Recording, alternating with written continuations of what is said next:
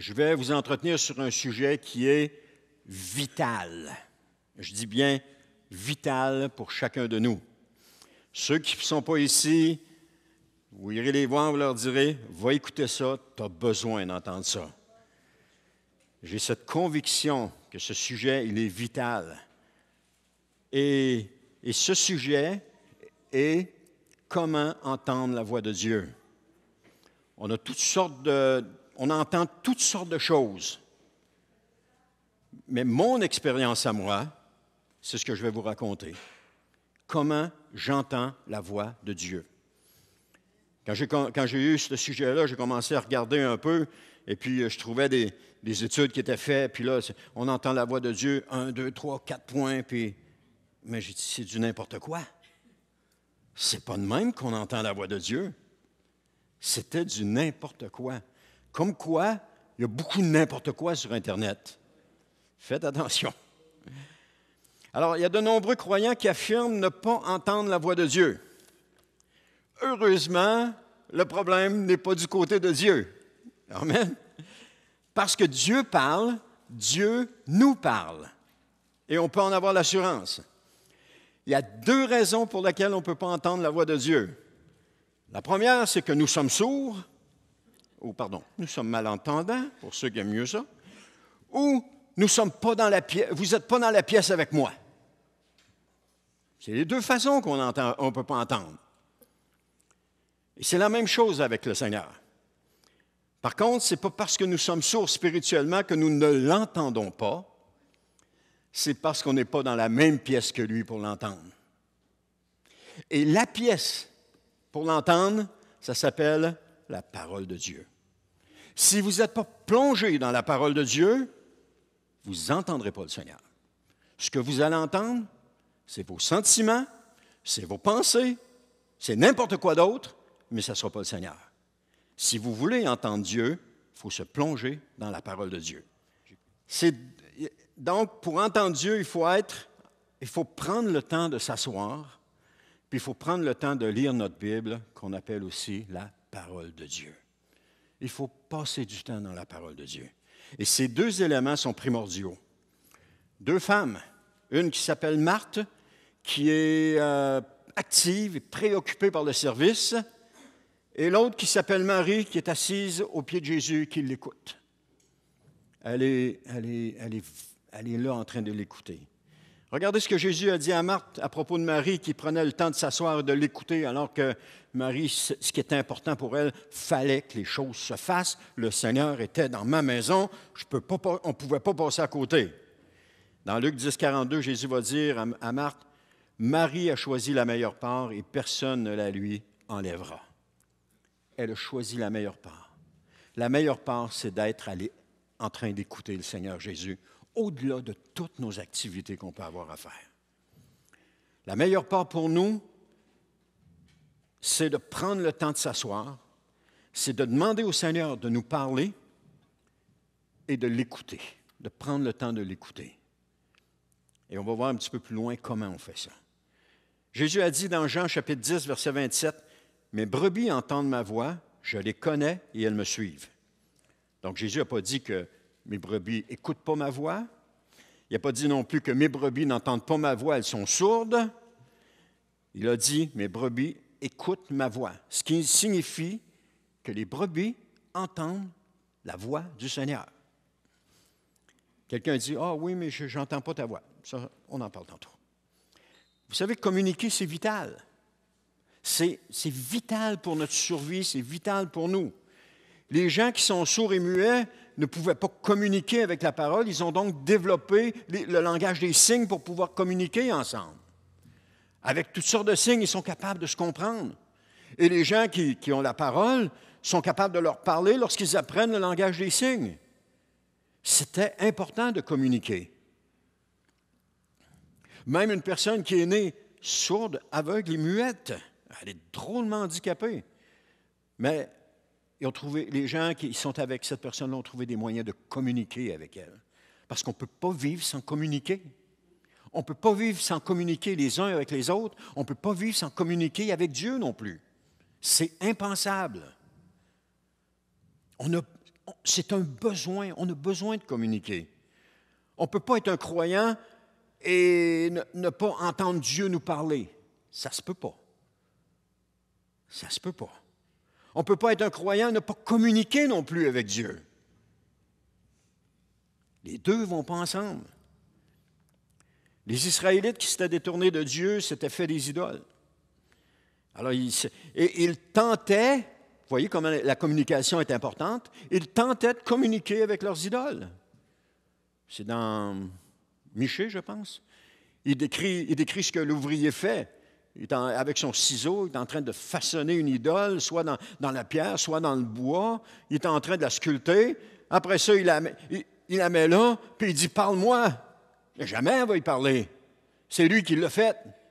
Et là, Dieu, un petit peu plus loin dans le texte, il dit « Mais ils ne sont même pas capables de se rendre compte que c'est une absurdité. » Pourtant, ils le faisaient. Pourquoi? Parce que le besoin de communiquer était là. Si tu ne communiques pas avec Dieu, tu vas chercher à communiquer avec quelque chose d'autre. Mais on a besoin de communiquer. Les idoles qui étaient faites en bois ou en métal ne pouvaient pas leur répondre parce qu'il n'y avait pas en elles, ils n'avaient pas la vie en elles. Elles étaient faites de bois et de métal. C'est inerte, ça n'a pas de vie. Cependant, c'est différent avec Dieu. Parce que Dieu a non seulement la vie en lui, mais il est la vie. Et lorsque nous parlons avec Dieu, il nous répond, il nous entend, il nous parle, il est la vie. Lorsque nous parlons avec lui, il amène la vie en nous. À partir du moment où est-ce que l'homme a péché, Dieu a pourvu un plan pour communiquer avec ses créatures. Parce que pour Dieu, de communiquer avec nous, c'est fondamental. Il nous a créés pour être en relation avec nous. Dieu ne cherche que cela. Il ne cherche qu'à entrer en relation avec nous. Il ne cherche qu'à nous tendre la main et à dire « Viens, on va passer du temps ensemble. Viens, on va parler. » C'est ce qu'il dit dans Ésaïe, je pense. « Si vos péchés sont comme le cramoisi, ils vont devenir blancs. On va prendre du temps ensemble. » Dieu, c'est ça qu'il veut. Maintenant, nous, on ne veut pas de Dieu. On veut faire nos affaires. On n'a pas besoin de lui dans notre vie. On le tasse. Et puis on n'y parle pas. Après ça, on se dit, mais pourquoi, Seigneur, tu ne me parles pas? Mais parce qu'on ne veut pas qu'il nous parle. On ne veut pas l'entendre. Parce que si on l'entend, ça va être trop compromettant pour le style de vie qu'on a. Alors, dans ce temps-là, on tasse Dieu, on ferme ça, on met ça dans la bibliothèque, puis on tasse Dieu. On dit, je ne veux pas t'entendre. Parce que si on prend la peine de lire, Dieu va nous révéler notre péché. Il va nous révéler qui nous sommes. Il va nous révéler ce qu'on est en train de faire. Et si on ne veut pas de Dieu dans notre vie, est-ce qu'on a envie d'entendre ça? Non, on n'a pas envie d'entendre ça. On a juste envie de fuir loin de Dieu. Parce que quand notre vie est tout croche, on se sauve de Dieu parce qu'on ne veut pas être vu de Dieu. Adam et Ève, lorsqu'ils ont péché, ils sont allés se cacher. Quand Dieu est arrivé, c'était pas dur de savoir qu'il avait péché. Dieu cherchait Adam. Adam a dit, je me suis caché, j'ai eu peur. Comment ça, tu as eu peur? Tu as eu peur de quoi? Dieu savait tout de suite qu'il avait pris le fruit. Alors, quand on ne veut pas de Dieu, on se cache. Quand on ne veut pas de Dieu dans notre vie, on ne veut pas l'entendre parler, on ferme la parole, puis ça finit là. On le fait taire. Parce que Dieu parle dans sa parole. Chaque jour avant la chute, Dieu allait dans le jardin pour rencontrer Adam et Ève. Il allait dans le jardin. C'est Dieu qui prenait les devants. C'est lui qui descendait dans le jardin. C'est lui qui venait rencontrer l'homme. Mais ce jour-là, l'homme s'était caché. Maintenant, on va regarder comment est-ce que Dieu parle. Parce que lorsque nous parlons, c'est avec nos paroles. Là, je suis en train de parler. Il y a des mots qui sortent. Et vous êtes là en train de recevoir les mots qui sortent parce que vous connaissez le langage dans lequel je vous parle. Donc, vous recevez ces mots-là. Ça a une signification pour vous. Ça veut dire quelque chose. Alors, on prononce des mots qui expriment quelque chose et vous entendez, vous comprenez ces mots-là. Lorsque vous parlez à votre enfant et qu'il fait fi de ne pas vous entendre, ou peut-être pour les gens plus vieux, lorsque vous parliez à votre enfant et qu'il faisait fi de ne pas vous entendre, comment vous sentiez-vous? comment vous vous sentiez? Comment vous réagissiez? Vous étiez en train de lui parler. Moi, ça m'arrive, je vais parler à mon petit-fils, puis il fait semblant de ne pas m'entendre.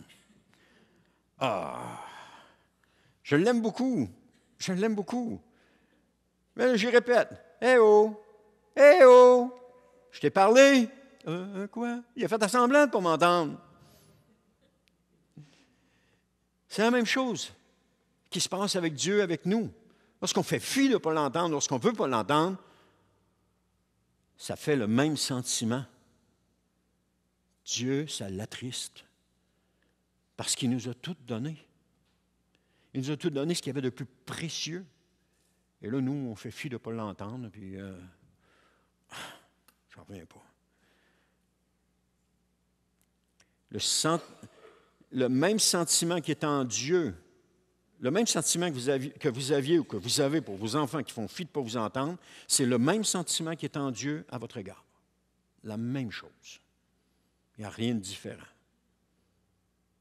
Des fois, les gens vont dire, ça m'attriste, il ne veut pas m'écouter. Ça attriste Dieu si on ne veut pas l'écouter. C'est la même chose. Alors maintenant, comment est-ce qu'on entend Dieu nous parler? On entend Dieu nous parler initialement dans sa parole, par un passage biblique, sa parole. Et quand je faisais cet enseignement-là, je me suis dit, oui, mais il y a d'autres fois, Seigneur, où je t'ai entendu me parler, puis ça ne venait pas de ta parole. C'est vrai, mais ça venait de la parole. Comme je vous l'ai déjà conté, on avait un poster que ma femme avait mis quand on arrivait du sous-sol. On arrivait face au mur, et puis on prenait l'escalier, puis on montait. Et à toutes les fois que j'arrivais, ma femme avait mis un beau poster là. Puis sur le poster, c'était un passage biblique, je pense dans les psaumes, qui disait « Si seulement tu m'écoutais ». Puis là, il y avait la référence en dessous. À toutes les fois que j'arrivais en avant, que je le voyais, « Si seulement tu m'écoutais ». Je savais que c'était Dieu qui était en train de me parler. Parce que moi, j'étais dans une phase où je ne l'écoutais pas. Puis là, je montais les choses, puis là, j'étais tout attristé en dedans. Je voudrais donc t'écouter. Puis là, je montais, puis à toutes les fois, ça venait de la parole de Dieu. Alors ça, c'est une chose. Dieu parle par sa parole. Alors, on communique avec les autres par nos paroles. De la même manière, Dieu communique avec nous par sa parole. Il utilise son langage pour communiquer avec nous.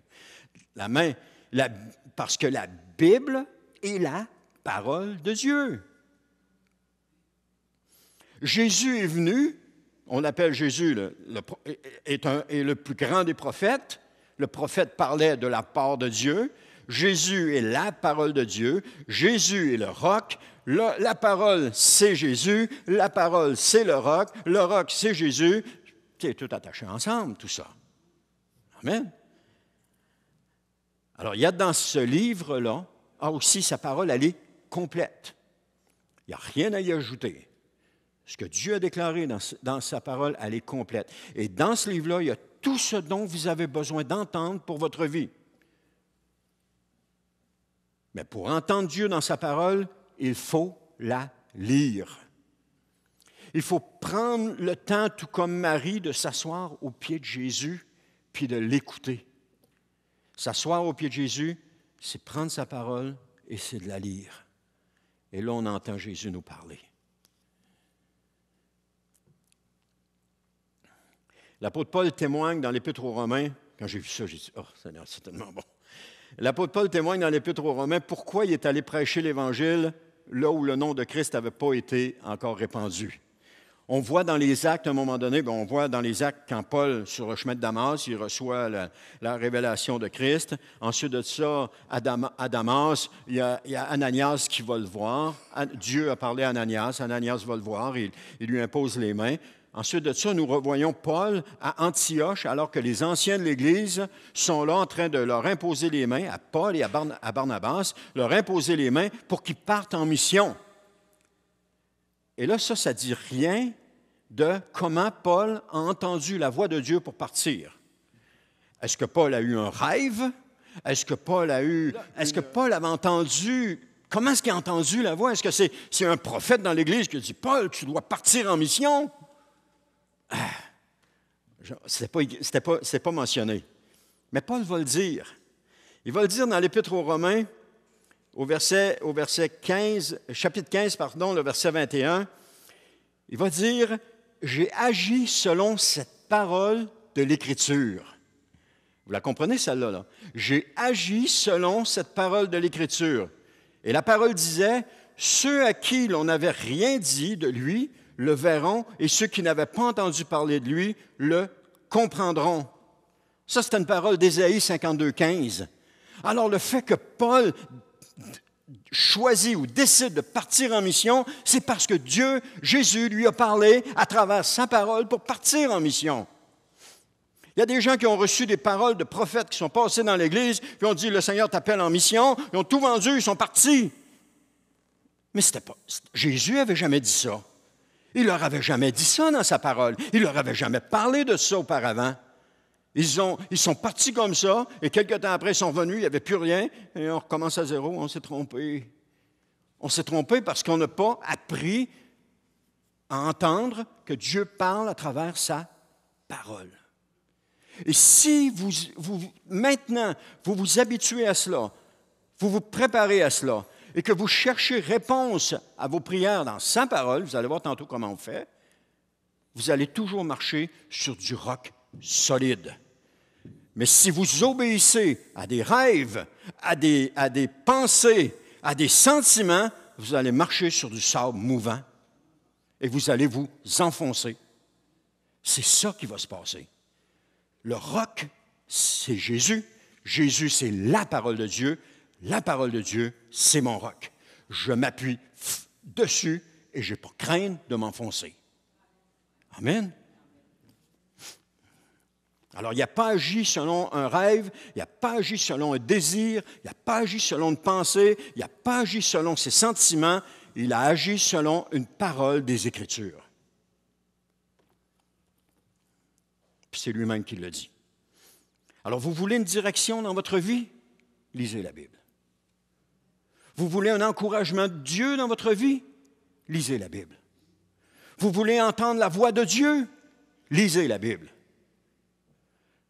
Je vous dirais, ayez un programme, on va regarder 4 choses. 1, ayez un programme de lecture journalier et suivez-le assidûment. Et vous allez entendre Dieu vous parler. Prenez le temps de vous asseoir. Soyez-vous tranquille à quelque part. Au début de ma vie chrétienne, j'en parlerai tantôt. Ayez un stylo ou un marqueur à portée de la main pour prendre, pour souligner. Et demandez à Dieu de vous parler avant de commencer à lire. Ça, c'est les 4 choses. C'est ce qu'on va voir. Le premier, ayez un programme de lecture journalier et suivez-le assidûment.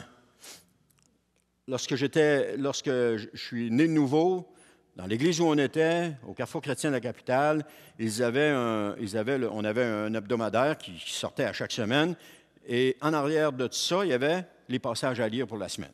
Il y avait 3 passages, 2 dans l'Ancien Testament, 1 dans le Nouveau. Et j'avais commencé à lire ça. Tout de suite, j'avais commencé à lire ça, puis Dieu me parlait.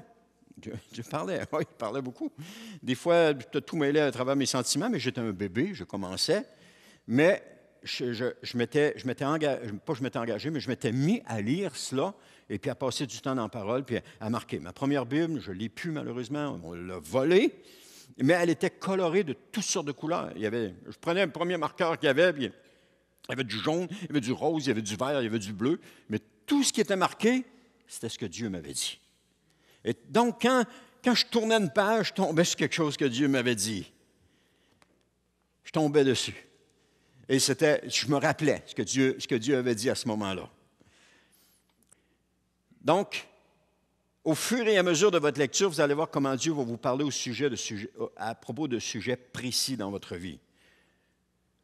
Une chose à faire, ne vous asseyez pas et coupez la Bible une journée. Aujourd'hui, je vais lire ça aujourd'hui. Le lendemain, je vais lire ça demain. Je lis ça aujourd'hui. Coupez pas ça. Vous pouvez le faire. C'est exceptionnel. Il y a des gens qui sont arrivés à un moment donné, ils avaient besoin d'entendre la voix de Dieu, ils étaient déprimés, ils étaient à bout du rouleau, et là, ils ont pris leur Bible, ils l'ont tournée, et la première chose qu'ils ont lue, c'était Dieu qui était en train de leur parler. Ça arrive, mais ce n'est pas commun, c'est exceptionnel. Dans des cas bien particuliers. Donc, ne coupez pas votre Bible. Prenez-vous un programme de lecture. C'est ça, prenez-vous un programme de lecture. Puis ce que je peux vous suggérer, un chapitre dans le Nouveau Testament, lisez 3 chapitres par jour. Un chapitre dans chaque livre, c'est-à-dire 2 dans l'Ancien Testament, puis 1 dans le Nouveau. Pour être capable d'arriver à 3 chapitres par jour, on lit la Bible dans un petit peu plus qu'1 an, donc vous allez arriver à la fin à peu près égal. 2 dans l'Ancien, 1 dans le Nouveau. Des fois, on peut en lire un peu plus. Des fois, quand le cœur nous en dit, on peut en lire un peu plus. Et c'est Josué 1,8 qui nous dit « Aie soin de répéter sans cesse les paroles de ce livre de la loi. » Ce livre de la loi, c'est la Bible. Josué avait les 5 livres de Moïse qui étaient la Torah. Et Dieu lui dit « Prends soin de lire cela. Médite-les jour et nuit. » Ah, médite-les jour et nuit. C'est extraordinaire. Dieu nous invite à méditer sa parole. Mais ce n'est pas tout. Pour une raison bien précise, afin d'y obéir et de l'appliquer. D'y obéir et d'appliquer tout ce qui est écrit, car c'est alors que tu auras du succès dans tes entreprises et que alors tu réussiras. Seulement lorsque nous allons méditer la parole de Dieu, la lire, la méditer et lui obéir, parce que Dieu va nous parler dans sa parole. Dieu va nous parler. Il va nous demander de faire des choses. Il va nous demander des choses. Et vous allez être surpris de ce que Dieu va vous demander. Et si vous obéissez et que vous l'appliquez, ce que vous avez lu, vous l'appliquez dans votre vie, vous allez réussir. Dans tout ce que vous allez entreprendre, vous allez réussir. Pourquoi? Parce que vous appliquez la parole de Dieu dans votre vie. Un exemple de même, vous êtes craintif à propos d'une situation quelconque, vous avez peur, et là vous lisez dans la parole, « Ne crains point, car je suis avec toi. » Prenez cette parole-là.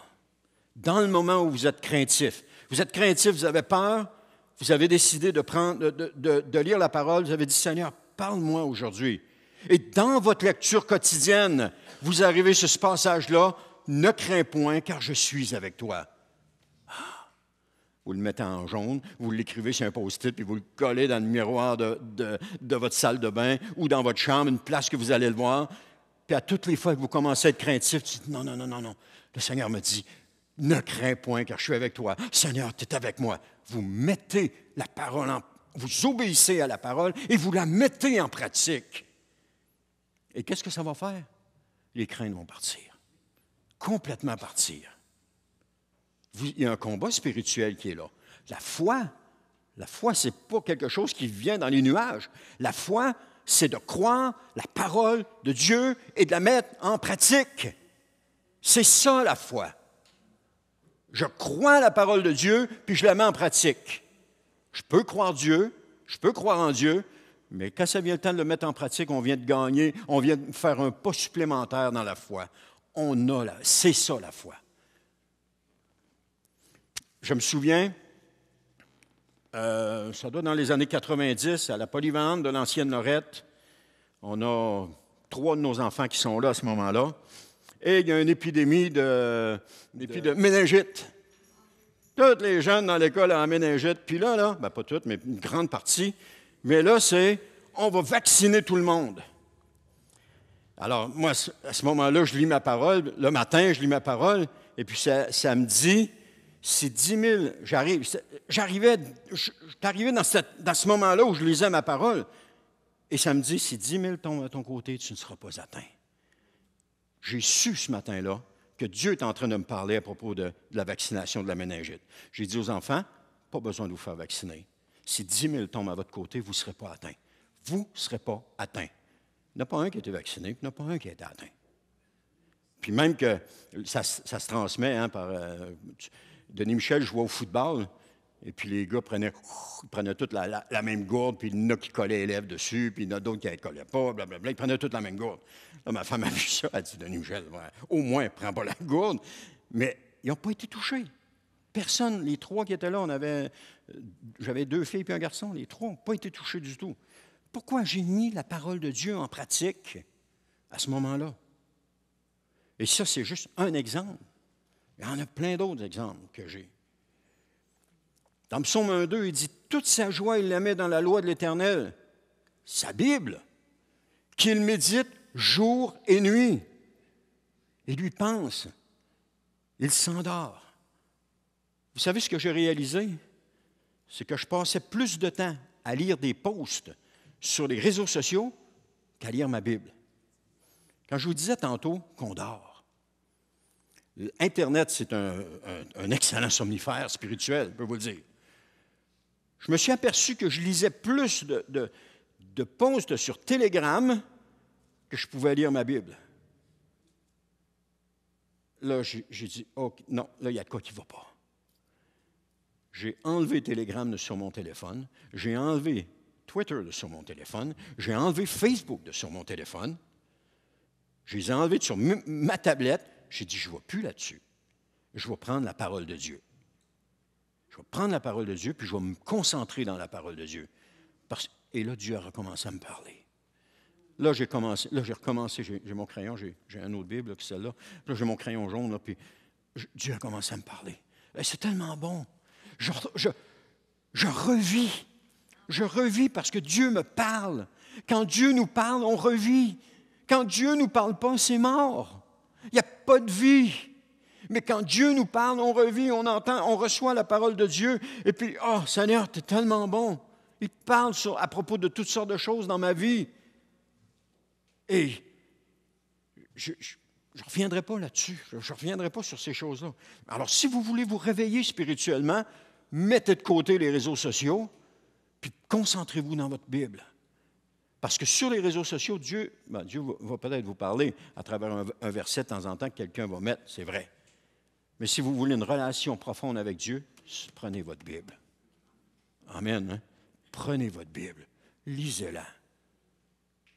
Ayez ce dicton-là. Plus de Bible, moins de réseaux sociaux. Et vous allez vous porter pas mal mieux. Parce que les réseaux sociaux ne nous apportent qu'une chose, ils nous apportent la peur.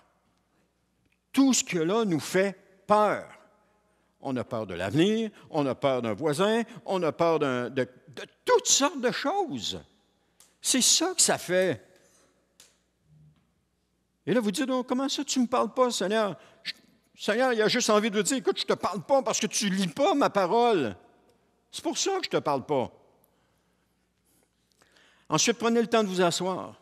Mettez un temps à part tranquille pour le Seigneur. Trouvez un endroit où vous serez seul avec le Seigneur. C'est peut-être à la maison, c'est peut-être au travail, c'est peut-être dans votre auto, mais mettez un temps à part.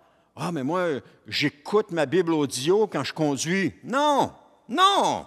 C'est encore des excuses pour ne pas vous asseoir tranquille avec votre Bible pour la lire. C'est juste des excuses. Prenez votre Bible. Quand je suis né de nouveau, encore une fois, j'étais vivant à ce moment-là. Et le midi, à mon travail, j'avais mes sandwichs, je sortais dehors, m'assoyais dans l'auto, puis je prenais ma Bible et je la lisais. Et c'est un jour où le Seigneur m'a dit, le psaume 32:8, je t'instruirai et te montrerai la voie que tu dois suivre. Cette journée-là, le Seigneur m'a parlé en me disant cela. Et là, j'ai dit, je te remercie, Seigneur. Puis là, quand je suis rentré pour travailler, j'étais tout rempli de joie parce que le Seigneur venait de me parler. Prenez votre Bible et lisez-la. Sortez-la de la bibliothèque. Une époque, on amenait nos Bibles à l'église. À cette heure, très peu amènent leur Bible. Très peu. Mais on amenait notre Bible à l'église, et là, le pasteur disait, OK, tournez, on tournait. Et là, tu arrivais avant les autres. Puis là, tu commençais à lire. Il avait donné le chapitre puis le verset. Mais là, tu débordais un petit peu du verset, puis là, Dieu est en train de te parler. Ah, c'était tellement bon. À cette heure, on a juste le verset qui est là, puis on ne donne pas d'occasion à Dieu de nous parler. Mais plus vous allez lire votre Bible, plus vous allez donner d'occasion à Dieu de vous parler. Moins vous allez lire votre Bible, moins vous allez lui donner d'occasion. Des gens qui disent, oh, je ne sais pas ce que le Seigneur veut pour moi. Tu ne sais pas. Lis ta Bible, tu vas le savoir. Oh, je ne sais pas qu'est-ce que le Seigneur pense de telle affaire. Lis ta Bible, tu vas le savoir. C'est là. Lis-la. J'espère que vous me comprenez ce matin. Quand j'ai dit que c'était fondamental, vital, parce qu'on la tasse souvent aux oubliettes. On la laisse de côté. Ah, je partais avec, quand j'allais travailler, j'étais dans le camion, je partais avec. Je la mettais sur le lit en arrière, puis je roulais, puis elle restait là. Je ne la lisais pas. Ah, je partais avec. Mais je ne la lisais pas. De temps en temps, je la prenais et je la lisais. Il y a eu des moments comme ça dans ma vie. Il y a des moments comme ça dans notre vie où est-ce que il y a des hauts et des bas. C'est normal. Mais à un moment donné, il faut revenir à la base, il faut revenir à la source. La parole de Dieu, c'est la source. On ne doit pas déroger de cela. Je connais des gens qui sont partis de l'Église où est-ce qu'ils étaient parce qu'ils ont fait des rêves. C'est même pas appuyé sur la parole de Dieu, c'est appuyé sur un rêve. C'est du sable mouvant.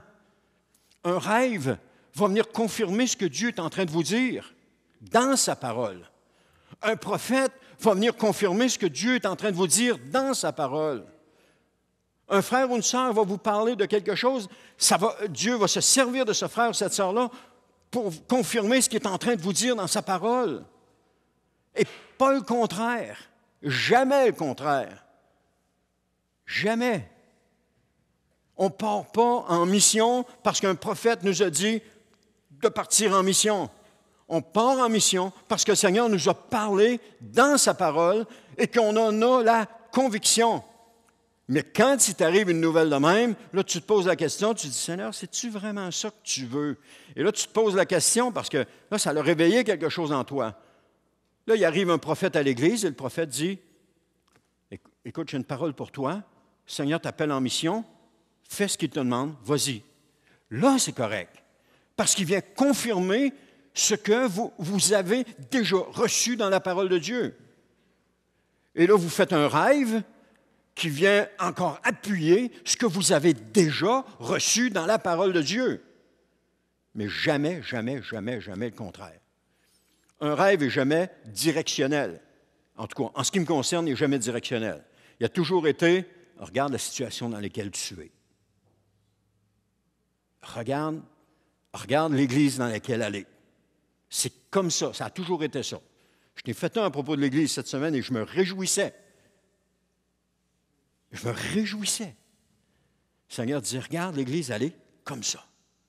Ah, je dis, amen, Seigneur, je suis content. Mais ça ne me disait pas, bien, prends cette direction-là avec l'Église. Non, elle me disait, elle est comme ça. Alors, en sachant comment l'Église allait, qu'est-ce que vous pensez que je fais? Oh, Seigneur, je te remercie pour ce que tu fais dans l'Église. Amen. Matthieu 6,6 nous dit, mais toi, quand tu veux prier, va dans ta pièce la plus retirée, verrouille la porte et adresse ta prière à ton Père qui est là dans le lieu secret, et ton Père qui va dans le secret te le rendra. Donc, la pièce la plus retirée représente un endroit où nous sommes seuls.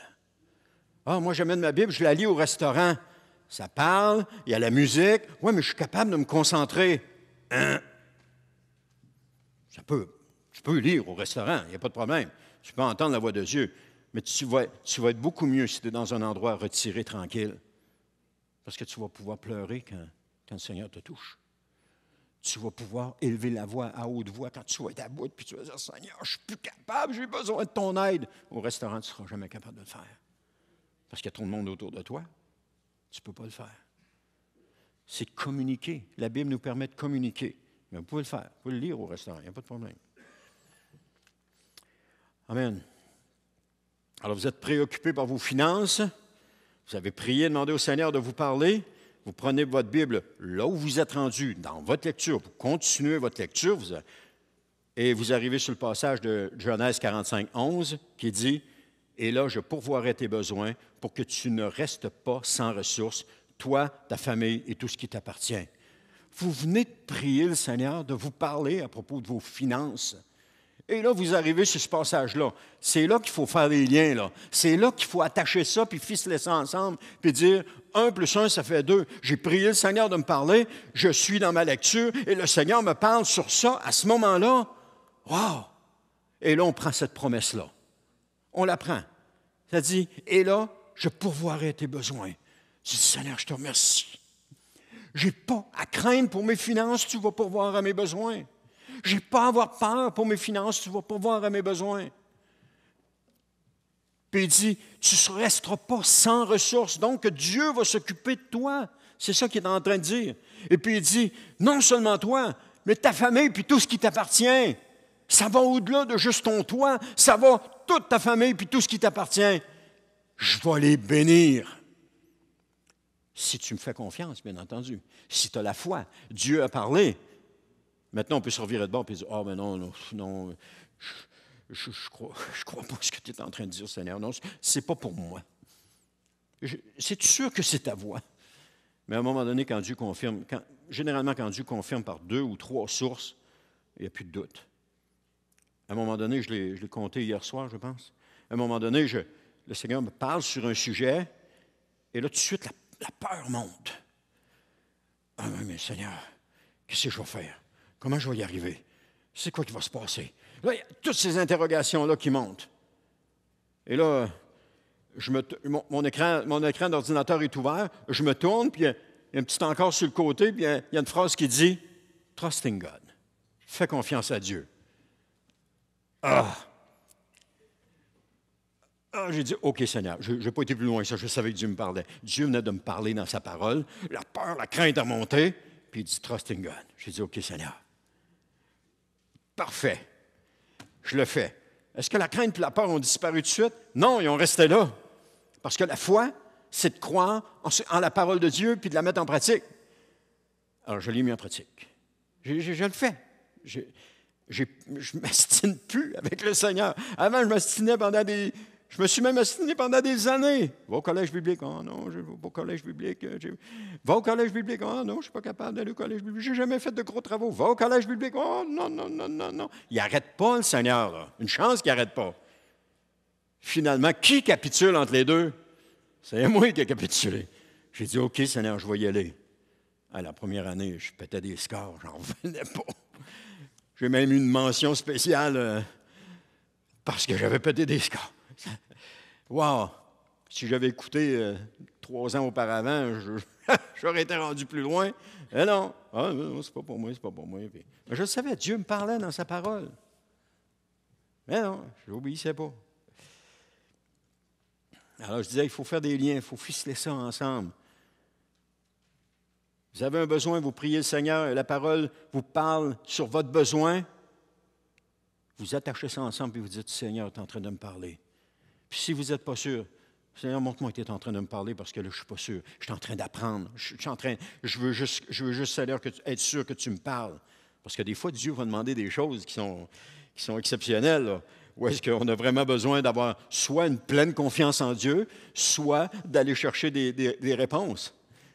Comme je prends toujours l'exemple d'Abraham, lorsque Dieu lui a demandé d'aller offrir Isaac, Abraham, il avait grandi spirituellement, là, puis il savait que Dieu allait répondre aux besoins. Il savait qu'Isaac était le fils de la promesse. Il n'y avait pas de doute dans son esprit.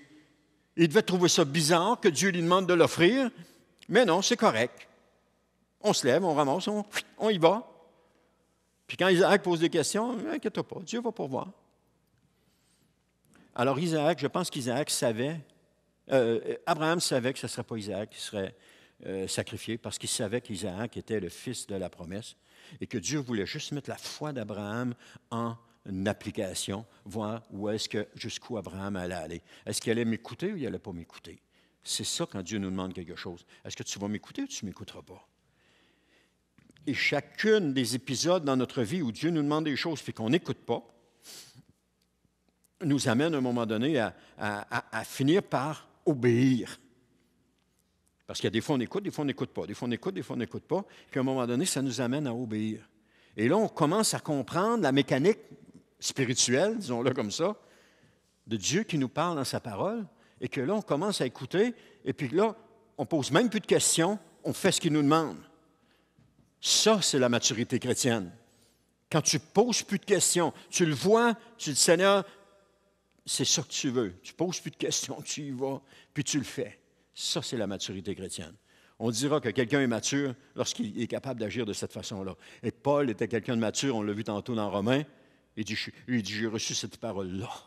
Il est parti sur cette parole-là. Il savait ce que Dieu était en train de lui dire. Alors, il n'y a pas de doute que Dieu est en train de parler, hein? Alors, qu'on ait besoin d'encouragement, qu'on ait besoin de réconfort, qu'on ait besoin de direction, un conjoint, un travail, un choix de carrière, des études, une maison, demandons à Dieu, prenons le temps de chercher une réponse dans la parole de Dieu.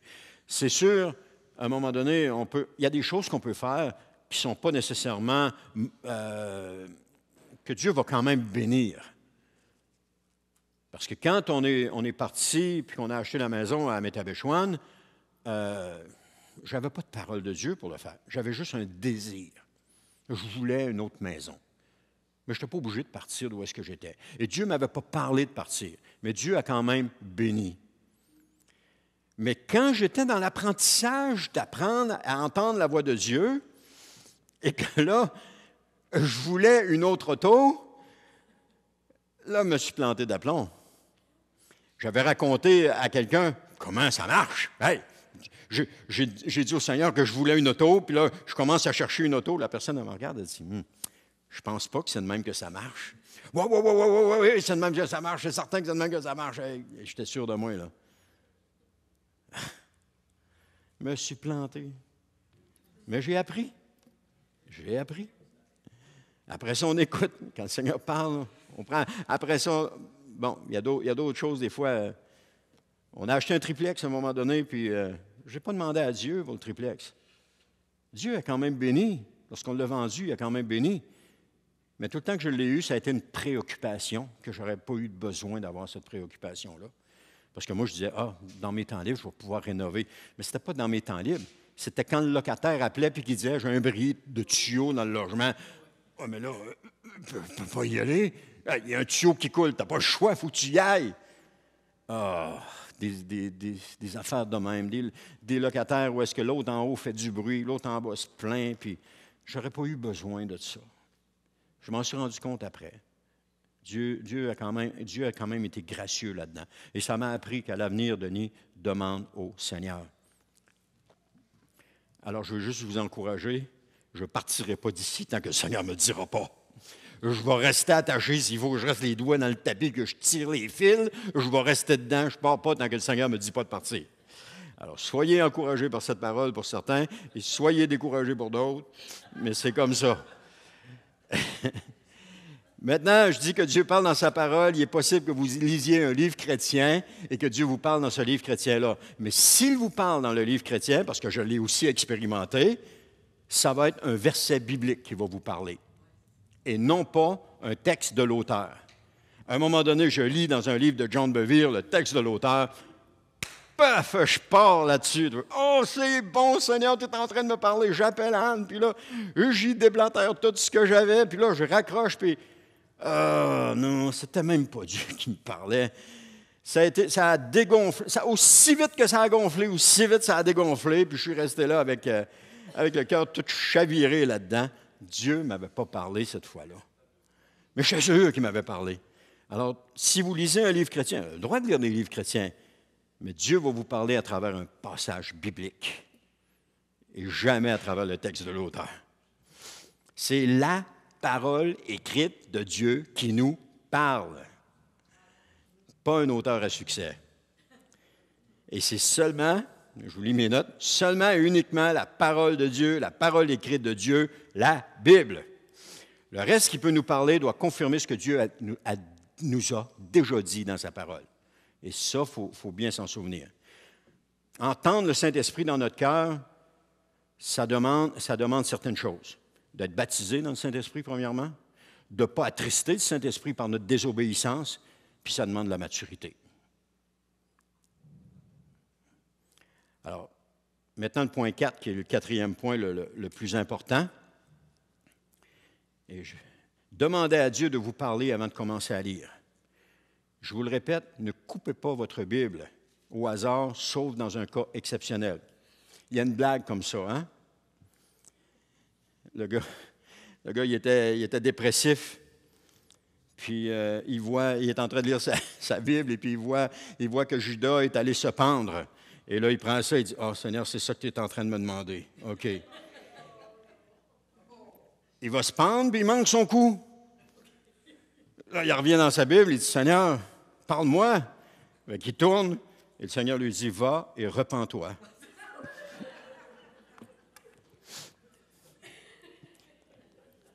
Il était sûr que Dieu lui avait parlé. Ne coupez pas votre Bible. Il avait coupé sa Bible, hein? Il l'a coupé.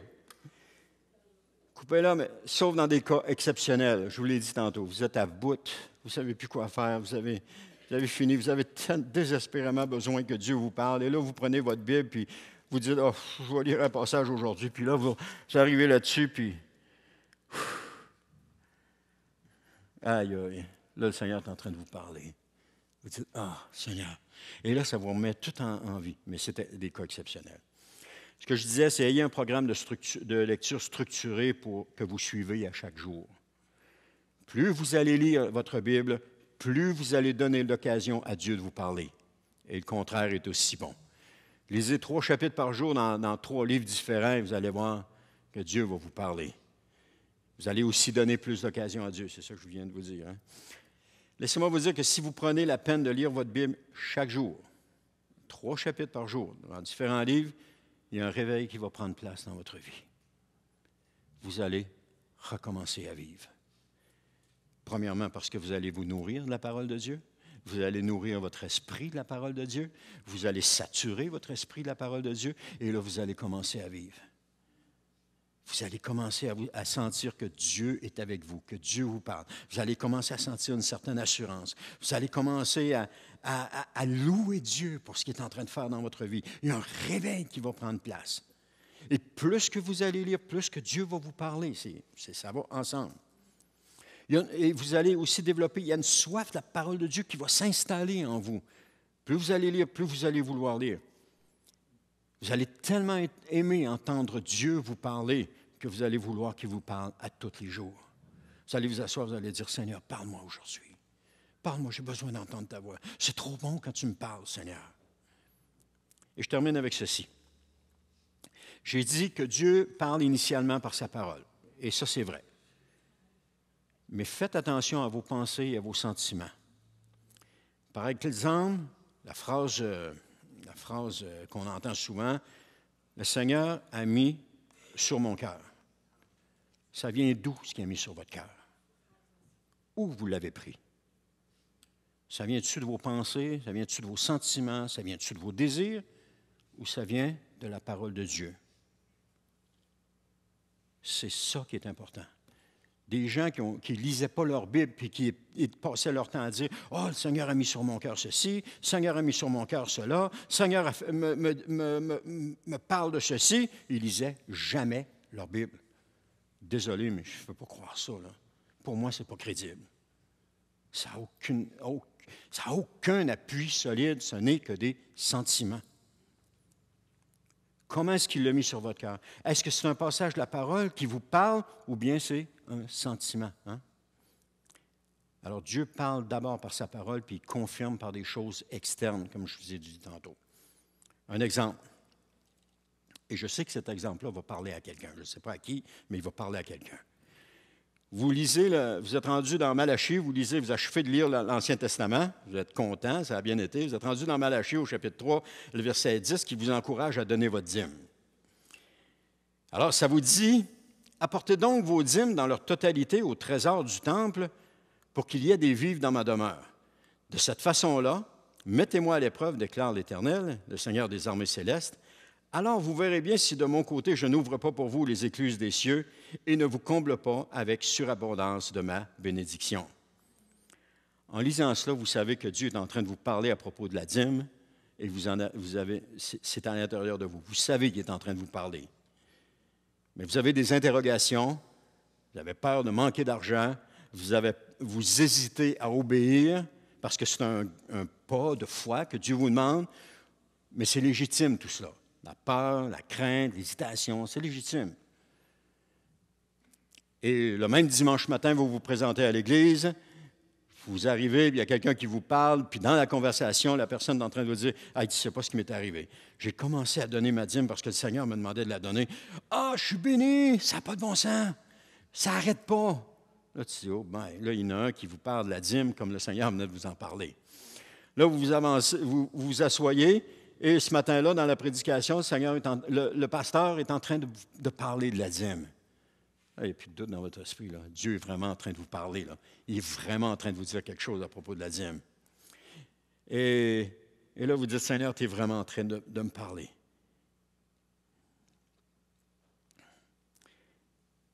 Alors Dieu vous a promis que la bénédiction accompagnerait votre obéissance.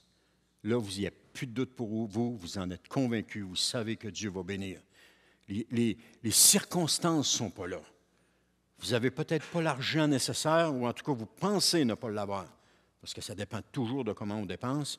Vous pensez ne pas l'avoir, mais Dieu vous dit que la bénédiction va vous accompagner. Et là, il n'y a plus de doute dans votre esprit. Vous partez avec ça.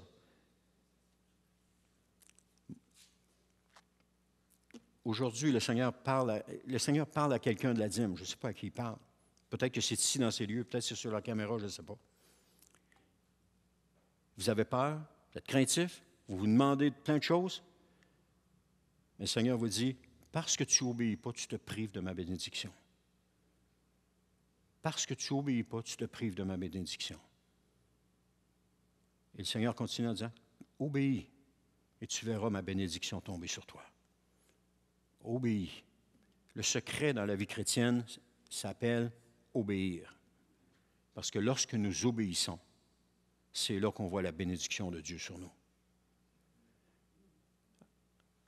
Si tu n'obéis pas, tu ne goûteras jamais la bénédiction de Dieu. Obéir, c'est la clé. Parce que si vous obéissez, la bénédiction est rattachée à l'obéissance. Et vous allez voir une différence dans votre vie. Commencez à lire la parole de Dieu. Commencez à obéir à ce que Dieu va vous demander. Il va vous demander toutes sortes de choses. Toutes sortes de choses. Ça va être extraordinaire. Et vous allez vivre toutes sortes d'expériences avec Dieu. De la crainte, de la peur, de l'incertitude. Mais bon sang, ça va vous faire grandir. Et ça va vous amener la joie dans votre cœur. Ça va vous amener une connaissance de Dieu que vous n'avez pas maintenant. Et ça va vous amener quelque chose encore.